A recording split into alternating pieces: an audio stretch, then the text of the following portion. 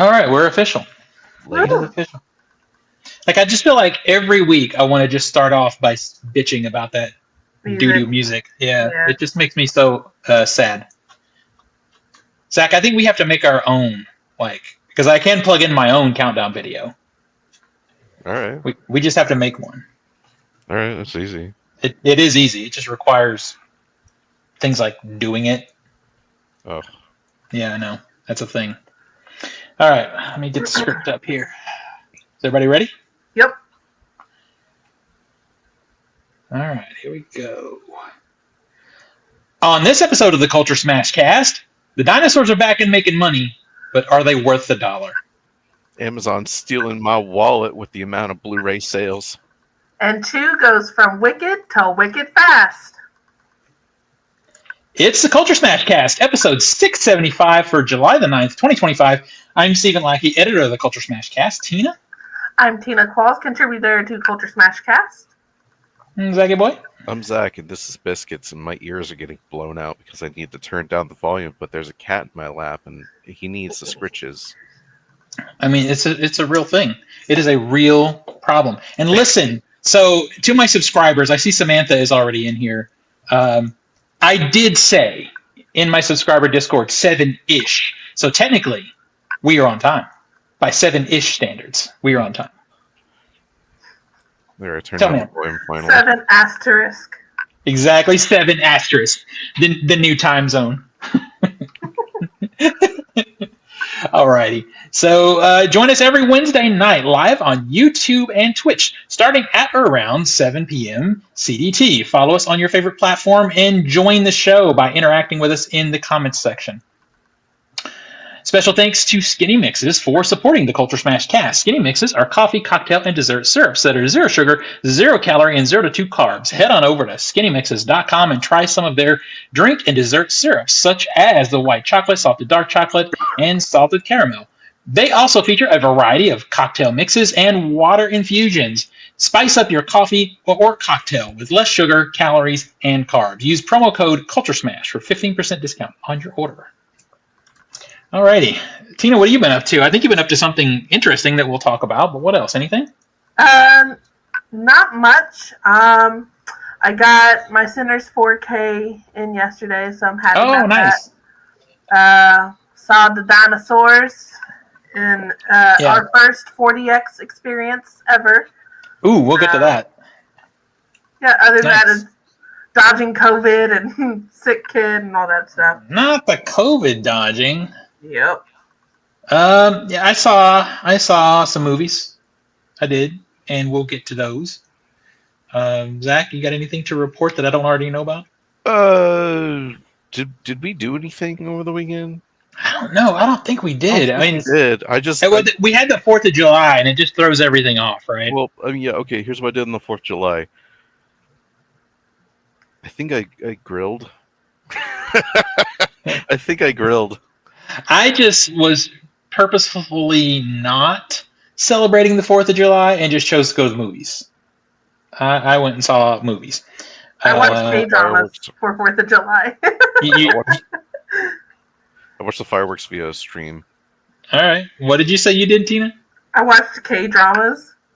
Oh, hey, there you go. There you go. I'm just sad because I had a really great tradition going for a while of seeing the new Purge movie on the 4th, and there just hasn't been one in some years. I see that cow has run its course and It has. milked dry. I didn't even care if it was a shitty one. It just became something that I did. It's over. Damn it. Somebody reboot it, reimagine it, sell me the rights. I'll make one. I'll make a Purge movie. Maybe actually do it right this time instead of just dog shit. I like the first one. Yeah, they made like 6 movies though. Yeah, and then I liked the last one.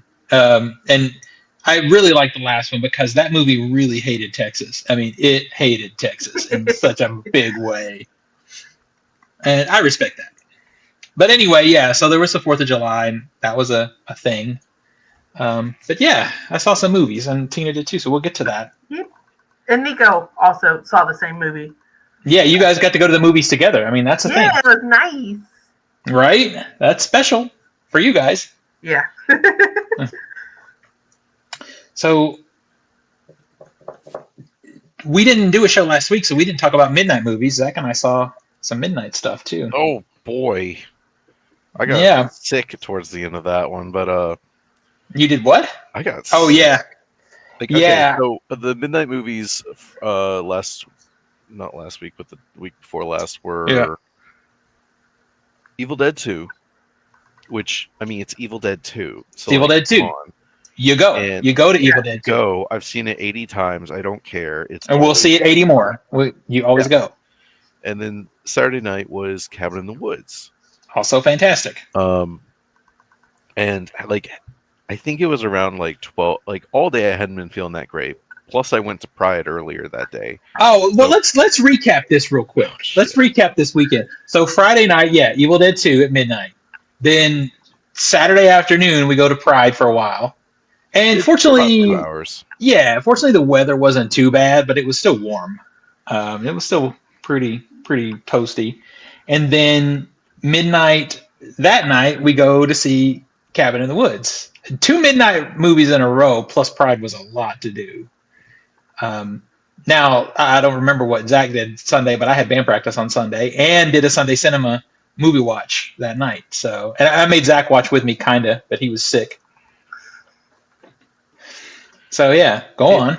Okay, so like we're halfway through like Cabin in the Woods. Like it has a pretty slow start.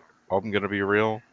Like if you don't know, like no spoilers for that film. Build up to chaos. Yeah. No spoilers for that film, but it does take a bit to kind of build up. So good though. Like it's halfway through that movie, I'm like, man, I feel like shit. I feel fucking horrible in this fucking theater. Oh no. I can feel myself actively getting sick.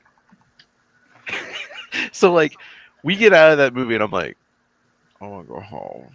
And I'm not, boy, don't make me sick. Son of a bitch. Dude, it was bad. I had something. It wasn't contagious, but man, I had a fever. I had like body aches. It was ass. All day Sunday was just sucking.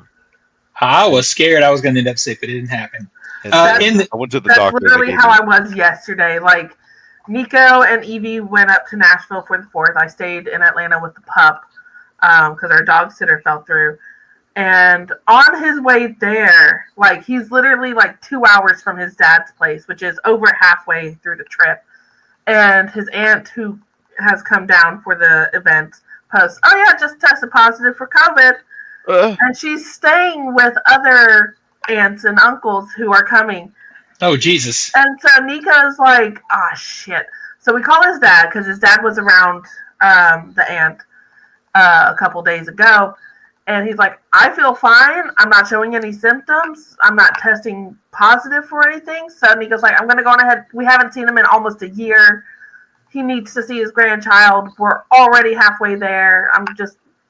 And we'll just implement a no hugging, no kissing, no cuddles, that kind of thing." So on their way back, another aunt says, "Hey, I'm starting to feel sick." Oh my God. Oh my God. Jesus.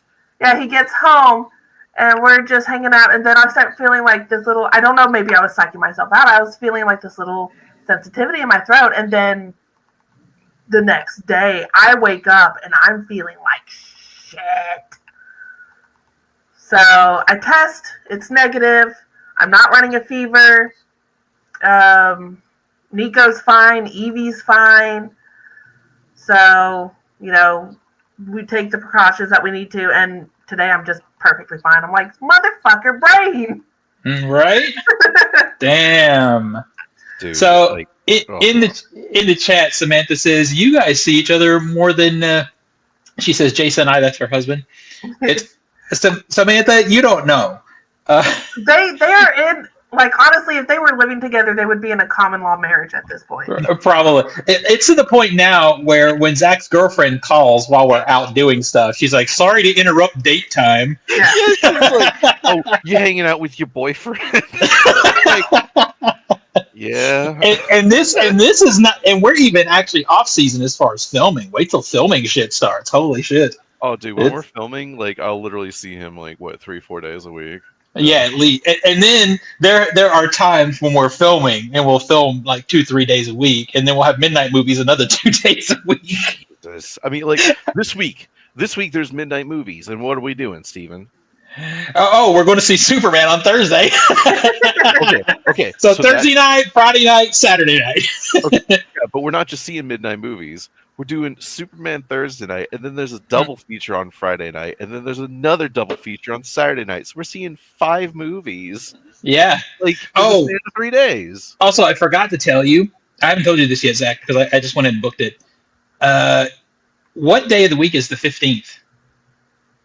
That's not a Wednesday, is it? That's next Tuesday. Tuesday. Okay, good. So there's a horror movie that is being premiered at a couple cities around the country, and a couple of people that we did interviews with are going to be part of hosting it. So I RSVP tickets for us. So we're doing that Tuesday also. What is the movie called? I don't remember. I'll send you. Good. It's almost like I don't want to tell you. What's that? You're not doing anything Tuesday? You didn't even ask if I was free Tuesday. I just booked it because both Justin and Gigi are co-hosting the event for the studio, so it's kind of a big deal. Okay. So it's kind of good for us to show our faces. But since now you feel responsible to be there, I'll just tell you it's an RLJE movie.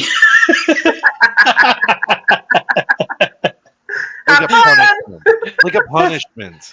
It might be. It might having a good time. Like if it's not, hooray! But it's like a fucking punishment. It's like, come on. You had a good time with that double? Yeah, I had a good time.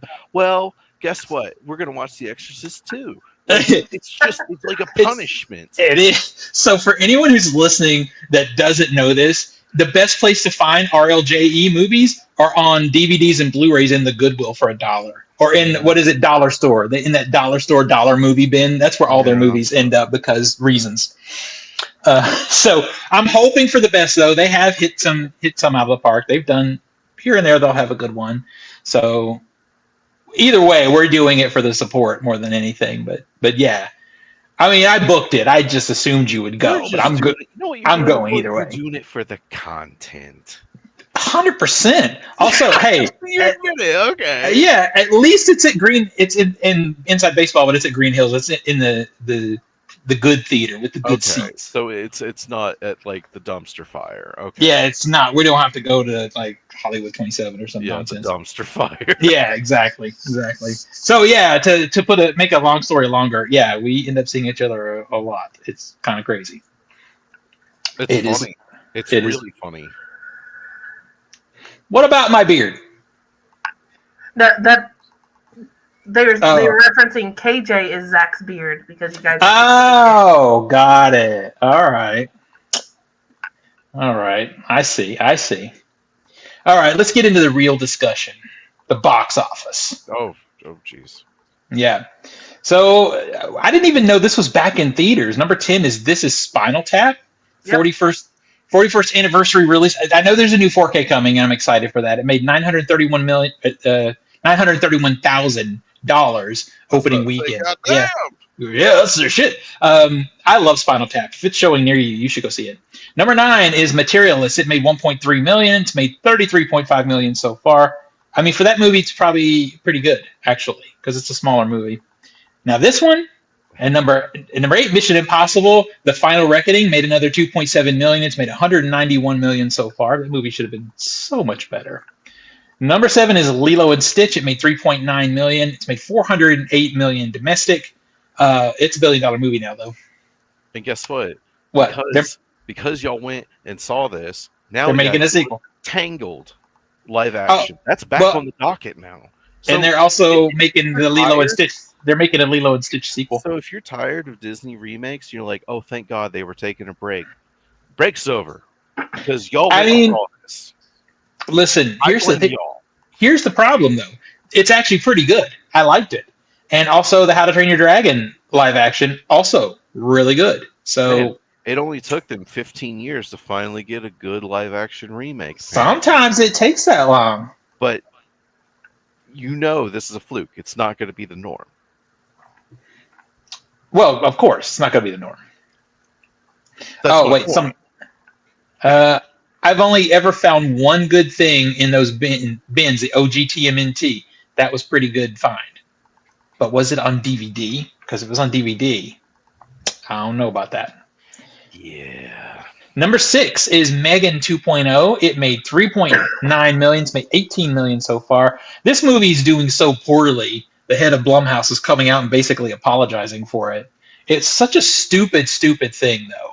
The movie goes from, PG-13 horror to basically action sci-fi in its sequel. What did they expect? It's kind of crazy to me. 2, it was a PG-13 toned down version of an R-rated film. Yeah. And then they went to a PG-13 action comedy. I love that he just comes out and admits. He admits in the article that they, as a team at Blumhouse, felt that the character was so bulletproof they could have fun with it. They could do something different with it. Well, And- it No. turns out that wasn't the case. And see, my argument is it took 10 movies for Friday the 13th to go to space and become a sci-fi movie. They jumped the gun. They jumped the gun. I don't know if there's enough meat to go with this character. Nah, I think No, they probably... not a bit. Well, and the other thing that's annoying, and you can see it in the trailers, is the girl that played Megan in the first film refused to come back for the second because there wasn't enough for her to do, because the character is almost entirely CGI. All she ended up doing was like body modeling for like a dance or something, like the dance that she does or whatever, and then dipped because she's like, what's the fucking point? I'm barely in the movie. I think this is a case of an internet meme spawned by the trailer. Yeah. Mhm. They went, oh, it's popular, let's make a sequel. It's like, no, it's a meme. Yeah. I was Just about to say, they because lean way Morbius- too heavy into the meme base. Yeah, just because Morbius is a meme and it's Morbin time doesn't mean you should re-release it in theaters because no one's going to go because it's a meme. That really is a valid comparison, because that re-release of Morbius by Sony was hilarious. It did nothing. Yeah. They're going to learn. I guess you got to learn with your wallet. You do. Number 4 is Elio. It made 5.7 million. It's made 55 million so far. Skip over 28 years. Oh shit! I kind of want to. All right, number 5 is 28 years later. It made 4.5 million. It's made 60 million so far, and that's too much because the movie's doo-doo. I hated it. It's funny. The more time that goes by, you're like, I didn't really like it. Yeah, it's aging and now very you're like, poorly. Fucking hated it. I hated it walking out. I knew it at the time. It's like, Yeah, it's I would not aging well. It's not aging well at Oh. all. But I guess I wanted to jump to 4 because I'm very annoyed about Elio, because Elio is great. Elio is a fantastic movie that no one is talking about. It got shitty marketing. It's not in anybody's algorithm, so no one's going to see it. And it's actually very good. It's only made 55 million. This is Disney or Pixar's worst performing film. I blame two things: the marketing campaign and the art direction looking like the same art direction as 3 other Pixar films. Well, so here's the real problem with it: is the alien character designs are really fun, but the human character designs are very bland. The same character design from Luca and Turning Yeah. Red and Yeah, they're- Soul. And like it's that same. It's on the internet. It's known as the Cal Arts design because it has Mhm. that same jelly bean mouth, hmm and it's the same template. And Yeah. it's like, oh wow, this looks like the fucking, what was it, the Uber Eats or Grubhub commercial meme as your art style for the film. Yeah, And it's like, no, I'm not interested in that. and turns out there's a lot of controversy behind it too, because Disney is interesting as a company. They're the most posery company out there. Like if we have, basically we don't talk politics on here, but if we have a Democrat in the White House, they're like pro LGBTQ and out there pushing for POC and all this stuff. But all of a sudden, the tide has turned, and we get a movie like Elio, who was from the director of Coco, getting completely dialed back in marketing, and the um, main character was supposed to be, what do you call it when he wasn't gay, but he was in that direction. It wasn't ever put in the film, but he was definitely, like he had a male crush, for example, and stuff like that. All that stuff got gutted from the story by Disney. So much so that the actual director left, and they brought in two other directors to come and finish the movie. I mean, okay, let's just rip the Band-Aid off. Pixar has done LBGT stuff in their previous films. You can't even get the letters right. I know, right? And I'm on it. But I mean, hell, Inside Out 2, it's heavily implied that Riley has a crush on an older female classmate. I don't find it to be heavy. Lightyear literally has like a woman-on-woman kiss in it, but it didn't add to the story. It didn't do anything. It was merely there to go, look at us. And the whole Inside Out 2, again, it didn't really add to the overall story. So to me, if you're going to add these elements in there, have it be a part of the story. Otherwise, I'm gonna completely disagree with you. Okay. I disagree 100% because I think if every time those elements are in a film, they have to be part of the story. Those elements are never normalized, right? Yeah. You can have a guy and a girl kiss in a movie, and it has nothing to do with the overarching story, and no one talks about it. We need to have two girls or two guys kissing in a movie. Interest, which is a plot point. No, not always. Not always. You could have you can have an action movie where the guy is running from bad guys and stops by to pick up, some clothes from his house and kisses his wife and leaves, and no one cares. Hey, but Jack, if he kissed his boyfriend and left, everyone would care, and that's the point. Is Nathan being gay central to your plot points? No. Wait, hold on. Right? Am I on a candy camera right now? Oh shit! I had no idea that my life was a fucking story being told. Where's the script so I can? Well, no, I'm saying if you're wanting a centralized plot point to be integral to the main character's story, it should mimic life, right? Well, we have friends who are gay, we have friends who are gender fluid, we have friends who are trans. And they're not going to affect our lives for our stories. That should be reflected equally in storytelling, in my opinion, in movies. Okay, let me counter that. Hi, I'm writing a story. Yeah. I will be judging this and critiquing it based on how much time you waste and the overall nature of it. This isn't real life. This is a script, and we're telling a story. Yeah. So, if you add these elements to a film, it needs to mean something, whether that is a kiss or not.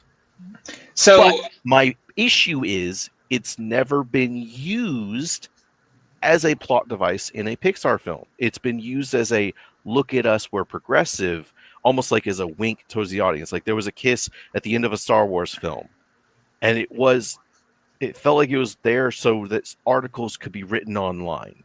It didn't. It was literally it had nothing. I disagree because if you have two people, a man and a woman, in Inside Out 1, you had a mother and a father, and they were. I'm sure they kissed in the movie, and no one said anything about it. They didn't. Well, I'm just saying though, it wouldn't matter. It wouldn't feel like. And the other thing too is when you're talking about animated films, and you're a young person who is in that community and trying to find themselves, seeing yourself represented without it being made a big deal is kind of important. Which goes to Samantha's comment of, as the B in the acronym, they would have realized sooner that they like women if they had known that was an option.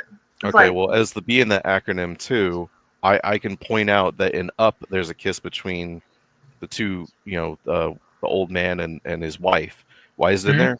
Because he loves her and he's her husband, and it shows that they are in love, so that when bad things happen, you go, oh, it's not in there as a look at us, look what we can do. And that's my point. If you want to have that, put it in the film. I'm fine with it being there. I'm not against they should cut this because of the politics. I'm going okay, Paranorman has a gay character in it.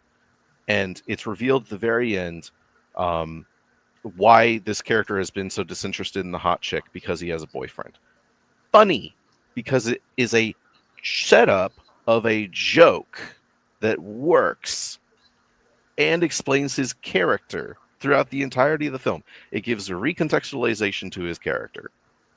Funny, because it's a joke too. Well, That's great. Sometimes though, do you think if you have a movie and you're putting characters in it and you put a person of color in it, do we have to make that a plot point? Or are we doing that for representation to get balance so that everybody feels seen? Entirely depends upon the context of the film. Disagree. You can put a person of color in any movie just because you're being fair and balanced and trying to have some representation. It can be used in that sense. It can be, but it doesn't have to be. But it can be. Well, and then there you go. You would hope to God it wouldn't be. LGBT characters. It can be used like that, and previously has been. Yeah. I prefer it not be. I prefer it to be natural and be a totally fine thing. And that's me. I would love to have LGBTQ characters. Has been more of a look at us as opposed to we're telling a story here. Well, and I will swing to. I will agree with that. I will swing to that direction in that sometimes it can feel gratuitous. Yes. But also, what I will say is normalizing things a lot of times starts with being gratuitous. It just does. And you look in the history of art, it's overused until it's just part of the fabric, right? And again, I don't have shit. I mean, the amount of movies I've seen, I really don't care. Yeah. Like I've seen Short Bus, and I don't have any issue with that movie. And there's like full on gay sex in it. Like I don't care. But again, in Short Bus, that is important to the plot because it's about gay people. It's about straight people. It's about and their sexual relationship. It's important. Yeah, but I feel like too we have to get to a point where there's a movie just about people, and there happens to be someone from that community in there. And if they're leaving for work in the scene and they kiss their husband or kiss their wife, no one cares. I will say to Zach's point, because I think both Stephen and I kind of just reacted a little off the gun. Not as Zach was speaking, hey. As Zach was speaking, I started listening to what his actual point in the beginning was, which, to be fair, Zach, you often don't know how to articulate your main point. I also do this a lot, too. That's true. I agree that Disney and Pixar seems to cherry pick when to add certain elements of representation based on the current political and socioeconomic. Well, and that was that. But wait, that was how the whole conversation started because I was complaining about that. Yeah. Right? Because, when we have a Democrat in power, all of a sudden it's cool to put a lot of this stuff in here. But not specifically related to Pixar. Zach was adding on to your point, not disagreeing with your point. Yeah, I was agreeing with it. And I come back around to that. Yeah, sometimes it's gratuitous. Yeah, sometimes it's gratuitous. But I also feel like it has, I guess I just feel like it has to be. Sometimes it has to be normalized is the only thing. I'd rather have it gratuitous than hid under the bed. You know what I mean? Yeah. You know what I think we need more of, though? What's that? Dragons at number 3. We do need more dragons. We went off on a tangent. Wait, but that's kind of what I thought was going to happen because we haven't talked in 2 weeks. So I kind of figured this was going to happen. All right, so number 3 is How to Train Your Dragon live action. 11.2 million it has made. 224 million so far. It's good. I don't care. I had a great time with it. All right. To what I saw this weekend, number 2, F1 the movie. It made 25.7 million. It's made 109 million so far. I saw it. It was pretty much what I expected it to be. The car scenes, the racing scenes, are outstanding. Soundtrack, great. Acting, fine. Script, every single moment, and I don't mean every single scene, I mean every single moment is predictable. You know it's going to do it. It's going to do this here. It's time for this to happen. It's time for that to happen. It's the old man coming in with a young hot shot, and this is the scene where you cry. Where you're supposed to. You're supposed to. But for me, it was so formulaic. I just never invested enough to get hyped up about the characters. But the driving stuff is fucking awesome. It's awesome. That you used the word formulaic to describe the Formula One movie. Right. I kind of hate how they added the movie on the title. It's F1, the movie. It's so as opposed stupid. to the theater production. Yeah. Because you know what it makes it feel like? It really does make it feel like a movie that was paid for by F1, and maybe it was. I mean, they That probably, title. I mean, shit, they're using their brand. They probably had their hand in the story and approving all that shit. Oh, I'm sure. It's funny how this movie was hyped up and it came out, and I'm just like, oh, that came out? I forgot about that. It's wild though because it exceeded expectations on its opening weekend. For how much money I did not expect it to hit the $100 million mark this early. I mean, at the end of the day, the movie's absolutely harmless, and if you're going to see a movie with your dad, that's a great dad movie to go to. You know, if you're a person of discerning tastes who's watched thousands of movies, you might look at this and think, "Holy shit! I've seen every moment of this movie." You're like, "Holy shit, we're still doing this." We're doing this again.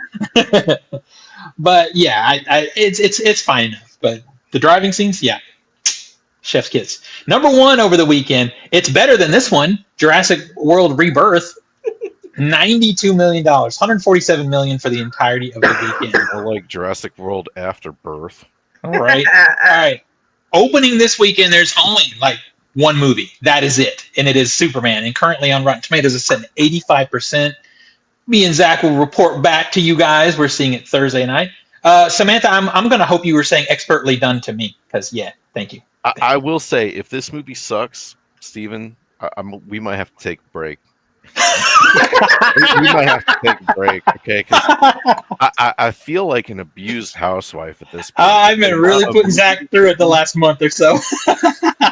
Over a month. It was in March or May that we started seeing some bullshit, and like I can't take another month of this. It's so funny because I was having a conversation with Crystal about this, and she's like, "You're going to go see this, you're going to go see that," and so Zach, you can probably indirectly blame her for some of this, and she's like, "You've seen it with Zach," and I'm like, I feel like Zach doesn't see the fun summer movies. He just doesn't go. I skip, and I'm like, shit. And I'm like, shit. I'm like, why doesn't Zach go? So I just started buying my ticket and sending Zach a link to the seat beside me. That's why. Okay, I was like, damn, it's just been trash after trash. Don't forget, I usually don't see movies in the summer because they're trash. I'm like, why do I have to go by myself all the time? Fuck that. It's free. It costs you nothing but your hour and a half, maybe 2 hours and 15 minutes. It cost me 55 cents because Regal adds some stupid ass fee on top of their free unlimited service. They do. Then it sucks. It's 30 minutes of trailers and ads and shit on top of the runtime, plus gas, plus returning this dumbass back to his house. It's like we went and saw Jurassic World, and I didn't get home to nearly 11 o'clock, and it was a 7 p.m. start time. I'm like, damn, that's the whole evening. Yeah, that movie was long as hell. But you've got to admit, the bitching about that movie was fun afterwards because we hated it. But I want to hear. Yeah, for me it was. I had a great time. Oh, I'm so happy you had fun. Tina, tell me about your first ever 4DX experience and what you thought of the movie. All right, so Nico and I wisely took the Monday after the 4th of July holiday off. Evie's in daycare, so we're like, okay, gonna go see a movie. So we decided to go to 4DX because it had a very early showing. It was a 9 a.m. showing. So I had popcorn for breakfast. And I had watched videos of what the 4DX seats would do. Nico did not. He didn't realize. All right. Bounced. So he was caught completely off guard. But I will say I'm glad we went to see it in 4DX, despite the high ticket cost, because I don't think we would have had nearly as much fun with that movie.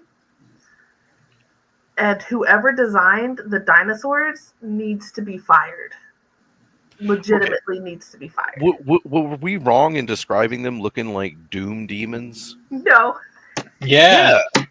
That's what they look like. I sent Nico a TikTok of the T-Rex and the alien falling in love, and then they had me, and it was the D-Rex. Oh, you sent me that too. That's funny. Yeah.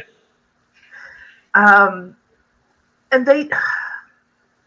they're inconsistent with it too, because in the movie they're like, oh yeah, it's 42 feet long, and then this helicopter, which I saw this today. If you look up the specs for this helicopter, it's like 50 foot long. It's just eating it like it's a little Kit Kat bar. It's like, what the fuck? How big is this fucker? Yeah. Be consistent. This movie has something very distinct about it that no other movie up to this point has. You know what that is? It's the first of the Jurassic movies to be 100% no animatronics. None. You could tell. Yeah, you could tell. Yeah. And a lot of that, they say, was for two reasons. One, they had a very tight production time. But also, they put a lot on the director because he comes from a CGI and special effects space. So it's his comfort zone to do it that way. And it looks like shit. The movie does not look good. It looks like shit. The writing is awful. They completely forget about some major plot points. Like, the dad hurts his leg, and then in 2 scenes later, his leg's fine. Yeah, his leg is fucked, then it's not, then it is again. Mm-hmm. And spoilers for Jurassic World, by the way. So they're going to this island, and they get attacked by a group of Spinosaurus and a Mosasaurus. So they get stranded on this island. But at the end of the movie, they're riding off into the sunset on the ocean. Yep. That had the Mosasaurus. And he never shows back up. It's like, in my mind, the Mosasaurus just came up and ate him, like 5 seconds afterwards. That's the only way I can really... The thing that Zach and I were talking about, and the more I sit with it, the more I just feel it's 100% true, is you could take that family and scrub them completely from the movie, and it changes nothing. It changes one thing. What's there that? would be nobody small enough to fit through the gate. Yeah, the door. It's the door at the end. But like, you're telling me we spent 45 minutes with these characters for them to flip a switch. And I've also been I've also heard it as there was 2 scripts. There was the hunter, the bounty hunter quest script, and there's the stranded on the island script. And they went, we have these 2 scripts, what do? Let's just mash them up. And that makes a lot of sense. I'm not sure if that's truly the case. That does make a lot of sense, yeah. If you told me that was the case, I'd be like, well, that checks out. And it's funny. You have to have these merge at some point. What do? We'll get the girl to do something. There. Now it's worth them, the whole 2 scripts thing. And it's like, literally, that's all those 2 have in common. Those scripts have in common is there's a part where they can't get through a door and they need a small child to go through a fence to flip a switch, and that's it. I will say the Tyrannosaurus Rex that you see in this movie is by far one of my favorite characters, because he's not really aggressive until the very end. No, he's not a monster. He's a dog. He's just a sleepy, chonky boy who's like, "What are these things? This is cool." Everybody talks about that sequence, and it's like, yeah, because that's the only sequence that is true to Jurassic Park. It's not a monster. It's like a dog playing with a toy. Yeah, it's literally just, he's playful. He's curious. He just woke up from a fucking nap, bruh. Which I love that shot of like the T-Rex sleeping. It's like, oh, that's cute. Yeah, I was like, oh, belly rubs. And he goes like, no, don't give the dinosaur belly rubs. The velociraptors that you see, I hate that you only get like that little snippet of them, because it's like the main 3 dinosaurs that are integral to the terror that is the first movie. You have the Dilophosaurus, you have the Tyrannosaurus Rex, you have the Velociraptors. Aside from the Tyrannosaurus Rex, they're made like jokes almost. Yeah, they're absolutely sidelined. Yeah, which I'm fine with that if they had actually had dinosaurs that could live up to them. Like in Jurassic Park 3. We didn't get those Velociraptors. We didn't get Tyrannosaurus. We got a Spinosaurus though, and that brought on a whole new level of terror. But I'm sorry, the fucking The Spinosaurus came in Velociraptor. and like killed the T-Rex. And you're like, oh shit, this is a big Yeah. bad. We Like, gotta oh, deal a with new it. player has entered the chat. Yeah. But you have the Velociraptor pterodon baby things that are just god awful looking. They look like fucking uncircumcised flying dicks. And then you have the Derposaurus Rex. The Derposaurus Rex. That's why they call it the T-Rex. I'm like, what the fuck? I'm supposed to be afraid of these fuckers? Bruh, I'm making jokes. I'm shoving their head in the toilet at high school. Like, Oh, I can't take these dinosaurs seriously. I'm stealing that. You're welcome. That's so good. So I kept looking at Zach. I'm like, what the fuck is Scarlett Johansson smirking about? Why is she always fucking smirking? You know, and a few other people I talked to about it after, I didn't notice that. And finally, yesterday, I saw another review where someone's like, why is she smiling all the time? And I'm like, exactly. She's smiling all the time? Or she's like, furrow brow, or smiling. Yeah. What is that? She has two acting modes in this movie. She is the most mercenary I've ever seen in a movie, I think. Ain't nobody brought a gun to this fucking thing. Are you serious? And the thing is, it's like, okay, I'm fine with a mercenary being smirky and cocky if they have something to back it up with. If I know that they're badass enough to back that shit up with. I didn't see any of that with her. She never feels badass at all. Well, no character got enough depth for me to care about them. Yeah. I don't care about anybody. Like I said, the Tyrannosaurus Rex, the chonky boy, is my favorite character. Yeah. I will say, the boyfriend character initially pissed me off. I wanted him to die. I hated him all the way to the end of the movie. Oh man, he reminded me so much of one of my nephews. I'm like, ooh, this will be cathartic whenever he gets his end, because the amount of times that I've dealt with attitude like that. And then he gets his own, he immediately jumps in, and then he goes right back to being an asshole. But then he kind of gets a bit more understandable as you're getting. I mean, they attempt back to being a dick. They attempt a redemption, but it's a very bad attempt. And also, you know, being an asshole, there's two ways to be an asshole. There's the asshole who doesn't know they're an asshole, and that's one thing. But what's worse than that is the asshole who knows they're an asshole and continues to be an asshole, and that's that guy. He even admits it. He admits it. He's like, I'm this way. Yeah, how to fucking fix him? Just one simple change. The dad. Hey, I saw how you just immediately jumped in after her. Well, yeah, I love her. Boom, fixed. Whatever. Only fixed. Yeah, that whatever was really bad, but only fixed if it continues to redeem him. But I don't think the script had enough intelligence to do that. And the little girl who's like, I'm afraid of dinosaurs. They terrify me. And then insert baby Yoda fucking dinosaur so we can get products, like, so we can sell toys. Like, and it's like, not to mention, they've already pre-established that this dinosaur cannot survive outside tropical climates, so it's going to die when they go home. Yeah. It's going to grow. If it survives, it's going to grow. Do they live in an apartment? Do they have a big enough backyard? Or, like, I'm pretty sure Customs is going to say something about a dinosaur coming back into the human world. So the biggest argument that I've been seeing, and I 100% agree, and it's something that'll never happen, is the only way to save this franchise is to go back to the source material and actually do the book. But to do that, it would be more sciencey, more horror, and R-rated. And they'll never do it. Yeah, it'd have to be 100% R-rated. Yeah. But that'd be cool. I'd be down for it. That would get me excited for a Jurassic Park movie. I will say, all of this vitriol and blah, blah, blah that I've been saying, still better than the new Captain movie. In my opinion. Than the new what? Captain America movie. Oh, heck yeah. Agreed. So, yeah. On Letterboxd, Captain America after this movie. I did like bump it down star rating because of that. As I'm wearing a Captain America. And like I said, we had fun watching this movie because we were in 40X. So that that Mosasaurus scene with the boat and the tips, like that was fantastic. Yeah.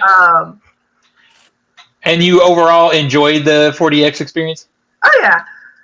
It was exactly what you kind of would want it to be out of this kind of movie. Yeah. And it was all in sync for you? Yeah. There was times when like I had to remind myself that the dripping water was just water, because if it's blood or saliva, I'm like, ew, my popcorn. But it's like, oh, that's water.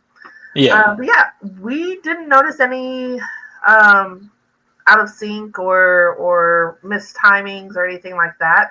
I told you, Zach. I told you. I really wish that they had like just a placard of like 4DX experience starts now, because it immediately went into like a Fantastic Four trailer and it just started moving and we're like, ah.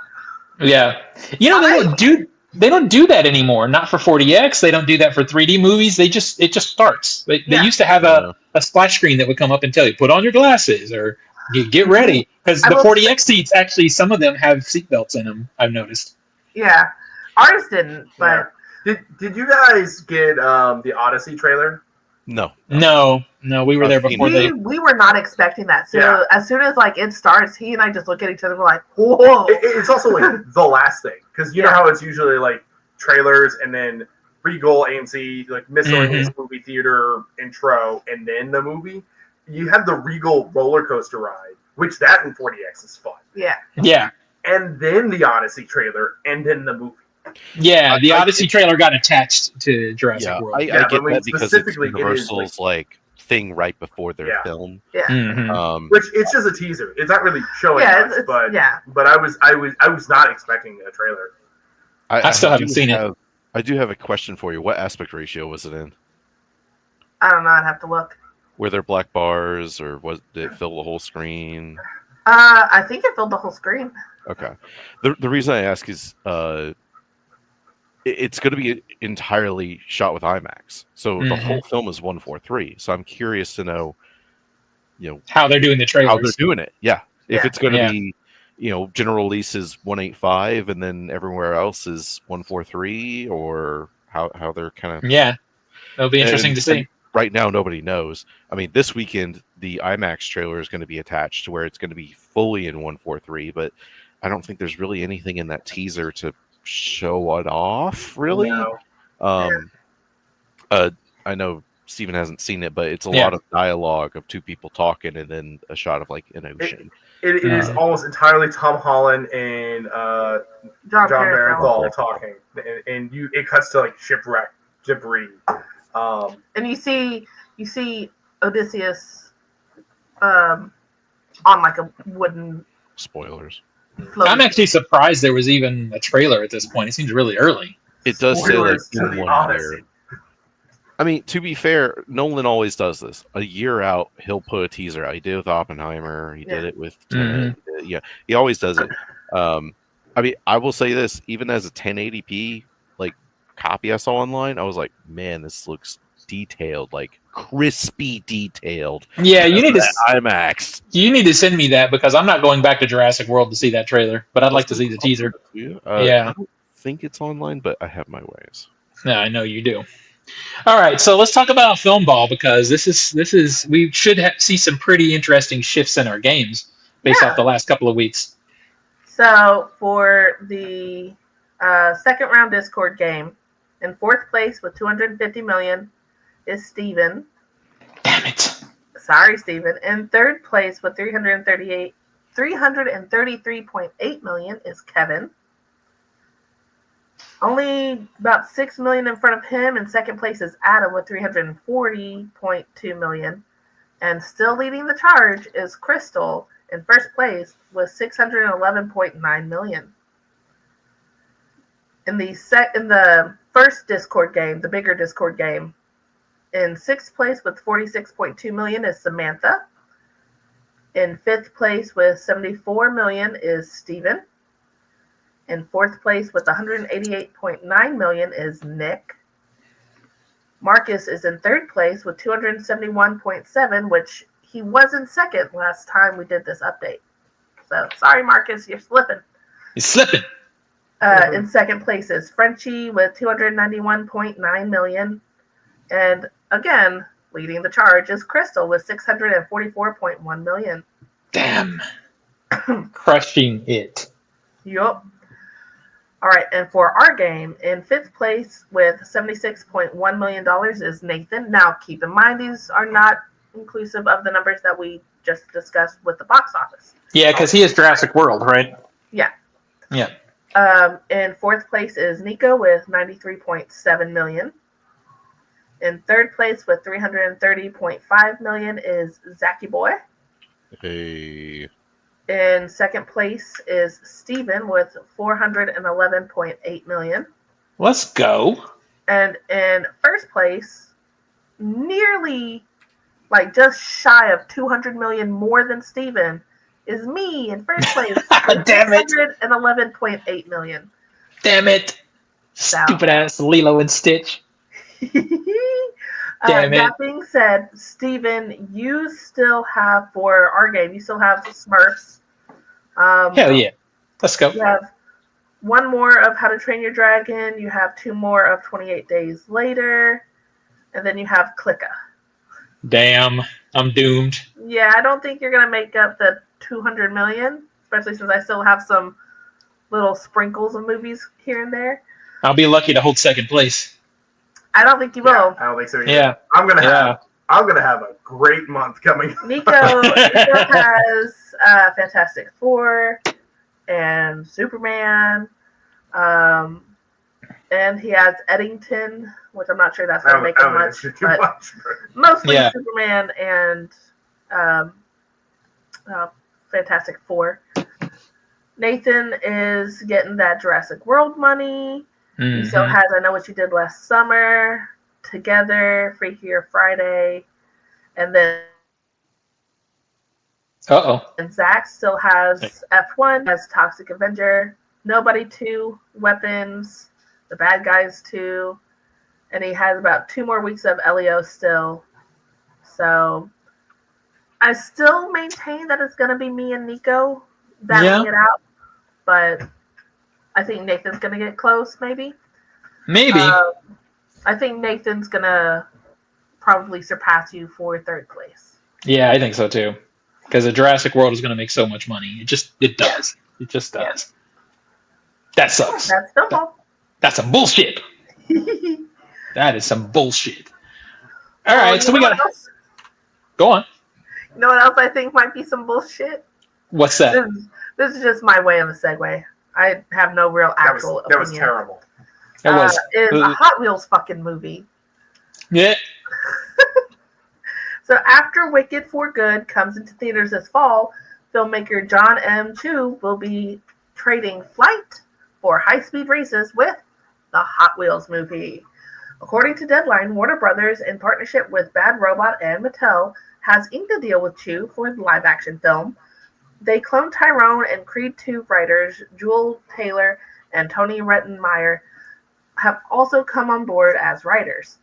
Between the fun in They Cloned Tyrone and Chu's knack for capturing movement and deeply personal stories, there is excitement to see how they transform the love generations have for Hot Wheels into a big screen picture. J.J. Abrams is on board as the film's producer for Bad Robot alongside Chu through Electric Somewhere, with Mattel's Robert Brenner representing the toy company's studio. Quote, John's ability to craft rich, elaborate worlds with a distinct point of view makes him the ideal storyteller to bring Hot Wheels to life, Brenner said in a statement to the trade. Quote, his films are visual spectacles, true eye candy, but what sets them apart is how he weaves unforgettable narratives within those stunning frames. Paired with Jewel and Tony's compelling storytelling, this team is uniquely positioned to capture the heart, adrenaline, and spirit of Hot Wheels, a leading brand in car culture. And then Chu shared, quote, Hot Wheels has always been more than speed. It's about imagination, connection, and the thrill of play. Bringing that spirit to the big screen is an incredible opportunity, and I'm excited to partner with Mattel Studios, Warner Brothers Pictures, and Bad Robot to create an adventure that honors Hot Wheels' legacy while driving it somewhere entirely new. So the real question is, Can the magic of Barbie happen again for another Toy Meets Movie adaptation, or will it be just another Vroom Vroom Cars Go Fast movie? Yeah, what's the story? I mean, because there's no. I guess Well- literally you could do any story you want, couldn't you? Because Well, Yeah, if I mean, we're it's like going- Barbie. There was no real story there. Well, I mean, Well, yeah, if but you Barbie want- has a cultural touchstone you could work with. Like, you could easily pull a feminism angle off of Barbie, which is what they did, and it Mhm. worked well for the movie. But Hot Wheels doesn't have that cultural cachet that Barbie Yeah. has. Like, it is a very prominent brand. It is, you can go in any supermarket in the world and just buy Hot Wheels. Yep. But there is no story. There is no character. You have to make it up from scratch, and I don't know what the angle is for the movie. It's like, are we gonna get Cars? Are we gonna get Mhm. F1? Are we gonna get Speed Racer? Like, where? Well, what were you going to say, somebody- Zach? as somebody who's seen 2 or 3 of the animated Hot Wheels movies, there is a whole story you could go with that, and it is similar to Speed Racer, to where it's about these guys doing a race in these cars, and it's crazy level driving with loops and stuff like that. I mean, Or the animated films exist, and they have done this before. I mean, you could literally just take those animated films, re-up the scripts to where they're actually not as cheesy, or lean into the cheese, Yeah. and there you go. But it's really kind of similar to Speed Racer, just without all the baggage of Speed Racer. I don't know. It's interesting. I mean, I look at Hot Wheels and I'm like, well, shit, there's a lot you could do with it. There's so much potential. You could almost do anything with it. You just have fast cars. You do some racer shit. You do some crazy, you can have fun with it. I look at Hot Wheels. I'm like, oh, fuck yeah, let's go. Don't mess it up. Don't mess it up. Don't So mess it up. Do they do like real cars? Or are we going to get like CGI shit? That's the thing. I would Well, it's go. definitely going to be CGI shit, but Yeah, I I think would go that CGI. should be something that they can also make real cars to at least have like still shots with. Yeah. I could also see them easily going like a Lego movie route where they're not real actual cars, they're toys in somebody's place. You could easily swap out, I think. You know what I Hot Wheels want? for the Lego- Yeah. Nothing to do with like the story or the script or anything. I want them to like rush through this production to where it's released with the Odyssey, to where we have another Barbenheimer. I don't. Hot Odyssey. Hot Odyssey. That sounds like a different movie altogether. Like, I mean, let's be completely real. The worst thing they could do with this is make it like super serious. Like, this is a Oh, serious thing. well, Like, that would I be think- the worst. Yeah, I agree. And I think with John M. Chu on as a director, I don't think that's going to happen. I don't see him doing it super serious. I mean, I would hope he could, fix his color grading. well, yeah, I would rather see him go back to Crazy Rich Asians type of color grading over.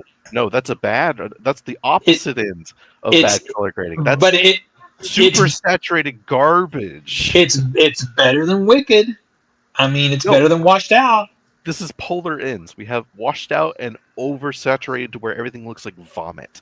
Yeah. They're I'd rather- opposite ends. I want this, please. I don't want extremes. Well, I don't know. Unless you're going the Speed Racer route to where everything's cranked up, color. That's where I feel like it's going. Yeah. That's the area that makes sense is to go Speed Racer.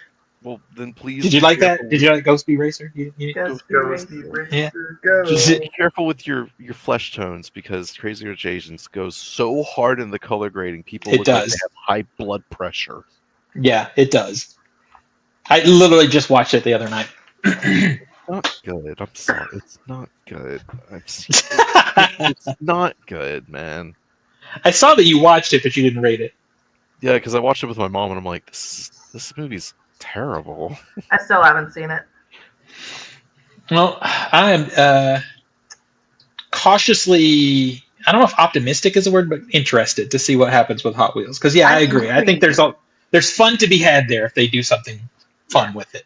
Yeah. Oh, and it's funny too seeing some people be like, "This is the death of movies," and I'm like, "Shut up! This could be fun. Like, it's dumb. It's Hot Wheels. Have fun with it. Be creative." Yeah, it's just another IP. I mean, it's nothing new. Yeah. I mean, we've got Clue. That movie's based on a board game. Yeah. I mean, what the hell? I mean, this is not new. How many Ouija movies have we had? Also based off a board game. The I Lego mean, movie. yeah, this is nothing new. So You're telling me you're gonna make a Facebook movie? How dumb is that? And then look at where we are. It's like one of the now we're getting a sequel.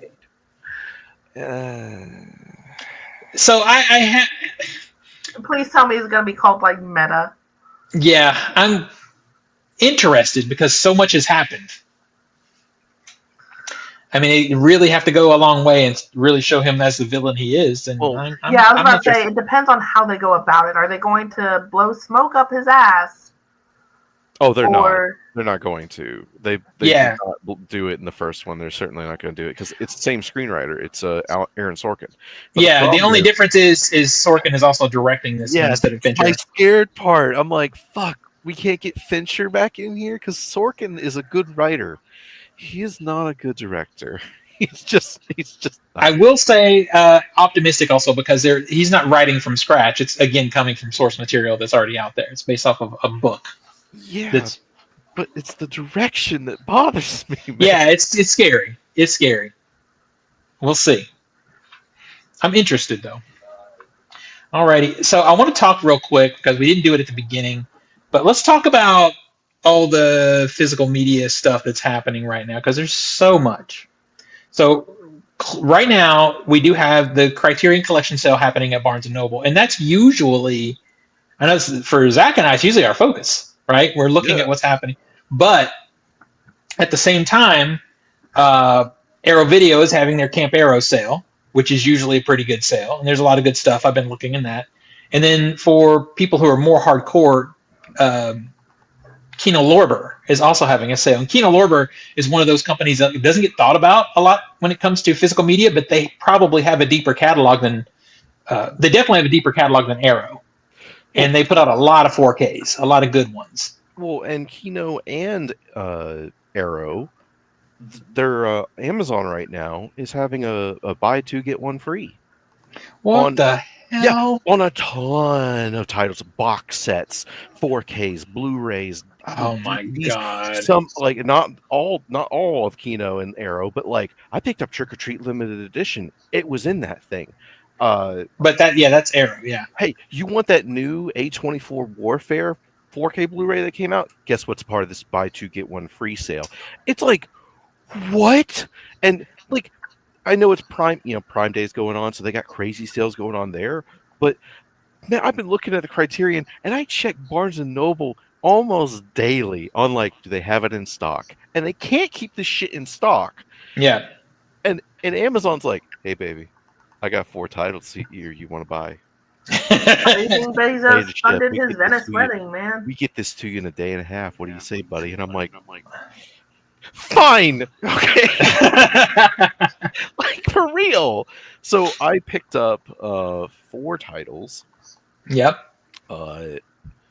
I picked up Sleepy Hollow on 4K because it was $10, and I haven't seen that movie in 20 years. And like, fuck it, it'll go in the Halloween aisle, I guess. Run Lola Run, buy 2 get 1 free. That was a part of that one. Oh.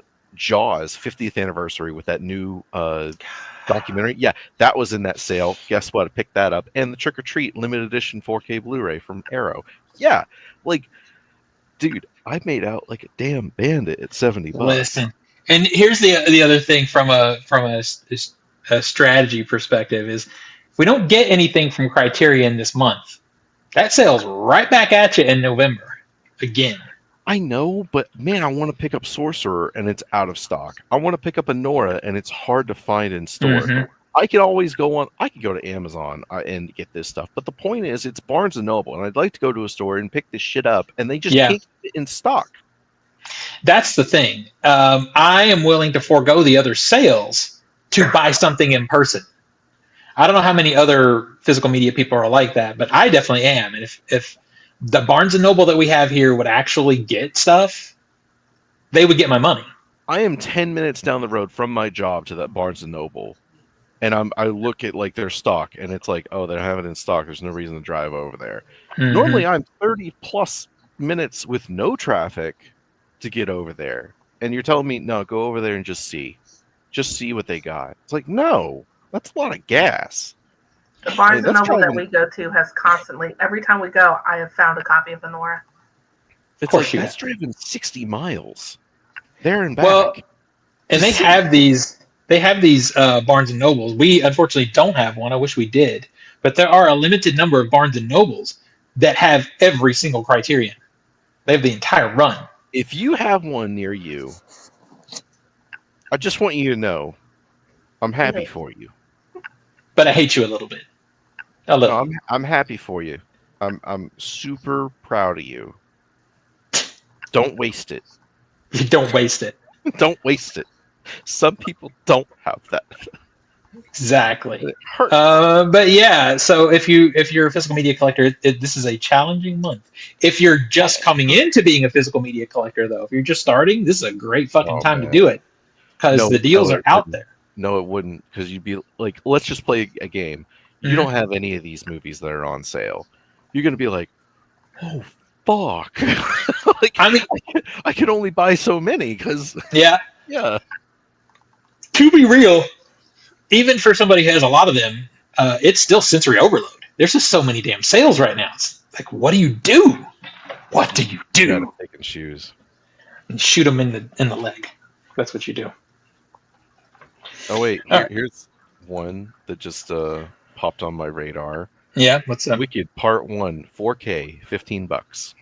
Damn it, I don't have that one yet. I'm holding out though. I'm holding out. I mean, that's a Black Friday sale price right there. Well, it is, but I also feel like we're gonna get a box set. Yeah, I want a collector's. Where it has both. I'm holding out for the set. It'll probably be a steel book with both movies in it, and that'll be fine. That's what I'm waiting on. Alrighty. I know we're running late, but I think the second story is something we can go through kind of quick.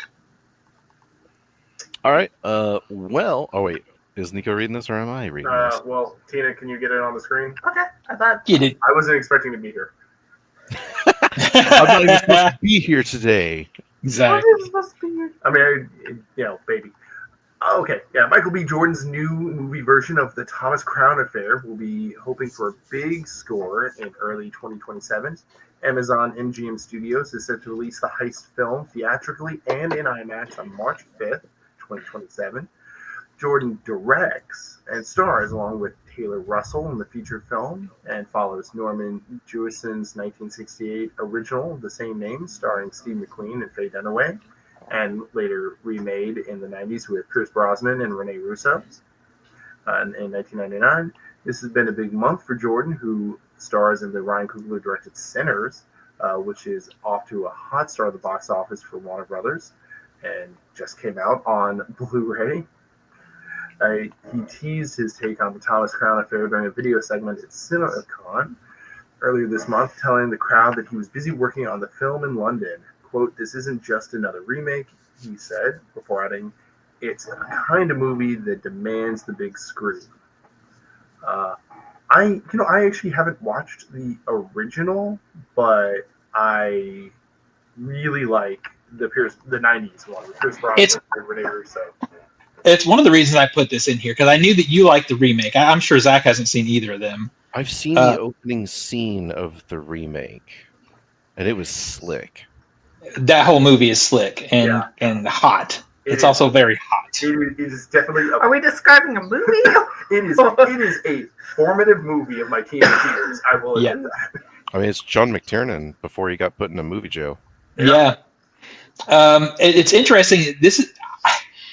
It's not a movie that people talk about a lot, but if I was coming in to do a new version of this movie and knowing that the previous two movies were 5 out of 5s, just bangers, because the original is I would be fucking so great. fucking intimidated. He should be very intimidated. I would be both of pooping these my pants. Yeah. And look at the people that were in both of those films. He's clearly has a strong cast also, but damn, don't fuck it up. That's all I'm going to say is don't fuck it up, because the previous two were awesome. I mean, Pierce Brosnan in the middle of his Bond run did that movie. So Yeah. like that's high end. Yeah, Mm-hmm. yeah, it's a pedigree. I'm looking forward to seeing what he does with it because it could be a really good take.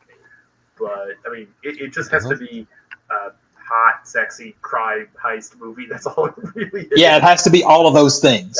100%. Yeah. And if it is, I'm down. I'm hype because I did not like his direction in Creed 3, but it wasn't because he did it poorly. I just didn't like his take because he brought all these anime aesthetics to the boxing and stuff, and it just didn't work for me.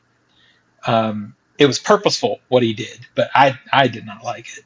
So I don't know. I like him as an actor too, though. So let's see what he does. I'm interested. And if you haven't seen these movies, Zach, they're good, both of them. But It's been a very long time since I've seen the Thomas Crown Affair. I remember it was playing on TV, and I popped it on, and you got to remember, I'm like 10 years old or something, and the opening scene was like, when I saw Pierce Brosnan, I'm like, oh, it's James Bond. yeah, So that opening scene was like slick and Bond-esque, and then all of a sudden people were talking. But that's how where I was when I saw it, and it's never popped back on my radar. oh, I it's don't a have good anything one. bad about it. I went, oh, this is like boring talking stuff. It's good though. It's good. And both movies hot. I think arguably just because they could do more. Second one is a little hotter, but both movies definitely hot and fun to watch. It's a good heist. They're both good. It's a good heist story done well twice. So hopefully this new one will be good too. All right, back on physical media real quick. There are some things new this week. There's actually quite a lot.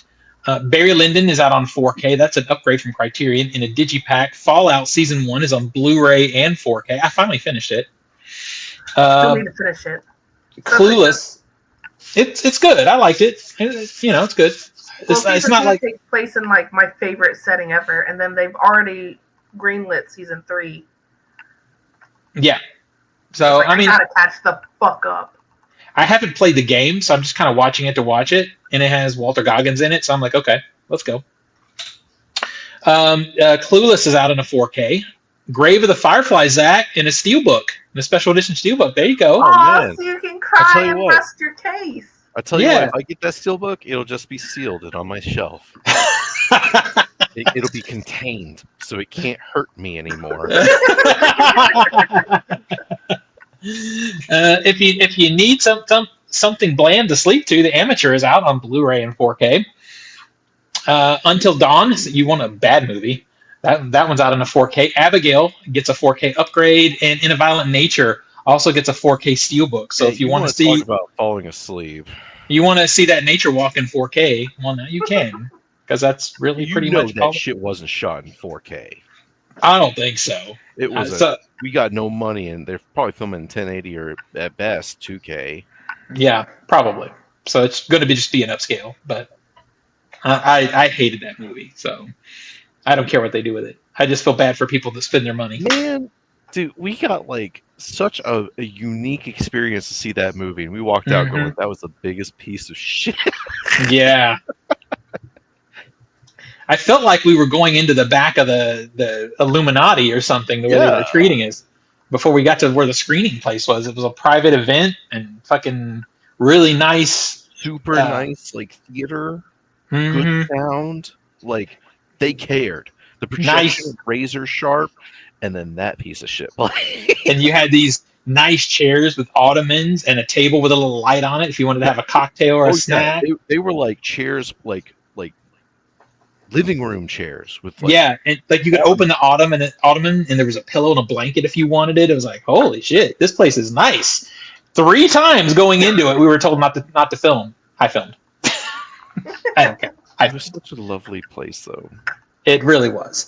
And then the movie was awful, and it wasn't even what it was like us and like 6 or 8 other people or something. No, it was us and I think about 3 or 4 people. Yeah, it was a small amount of people. Yeah, so it was a really cool experience for a really doo-doo movie. So, are you guys seeing Superman this weekend? We will figure that out. We have to. We might have to do shifts. Like he sees it Saturday, I see it Sunday, or something like that. Yeah. But the plan is, I want to see it before podcast next week. Yeah, as you should, because Zach and I are seeing it Thursday. Yeah, we will see. I wish I liked Superman, man. I wish I liked the character. So maybe this is the time they fix him. you know what? It's James Gunn. My whole life, I've been wrong, and I'm gonna see the light. Or I like another instance of me not liking Superman and cheering for Lex Luthor. Can we get a movie? Can we finally get a Superman movie that is better than the 1978 Christopher Reeves movie? Because we haven't gotten that yet. That's still the best rendition of Superman in a film to me. Yep. Yeah, I agree. So, I don't know. Will this be it? I don't know. I hope so. We're getting some nice stormy stuff said. Oh, we had some stormy stuff here earlier today, but it left pretty quick. Alrighty. Well, I guess that's going to bring us to an end.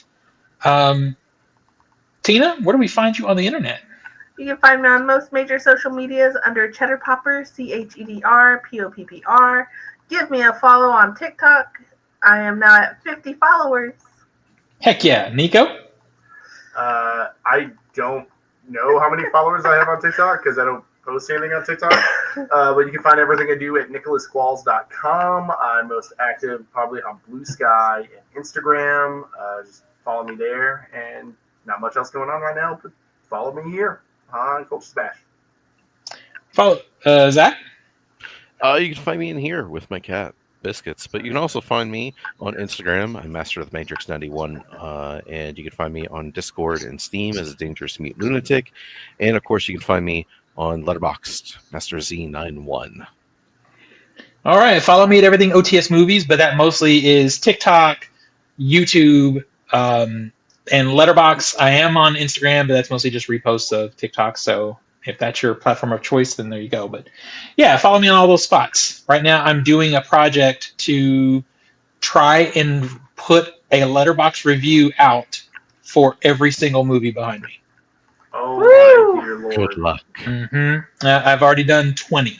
And I've started, since it's Criterion sale month, I've started with Criterions. And I'm going through and looking at what Criterions don't have reviews and adding those. So this is going to take a while. This could take a year to do. Maybe more. I was about to say, pushing 100 is going to look like Easy Street. Mm-hmm.